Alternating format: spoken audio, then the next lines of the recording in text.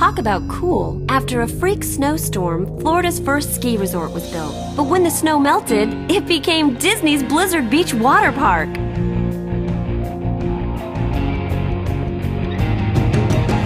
Where you can slide 12 stories down from towering Mount Gushmore. There's so much to do.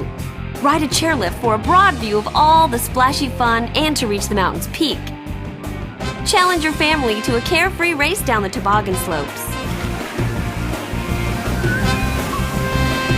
Take a rumbling raft ride down the mountain. And while thrill seekers are riding the slopes, kids can frolic at their own attractions.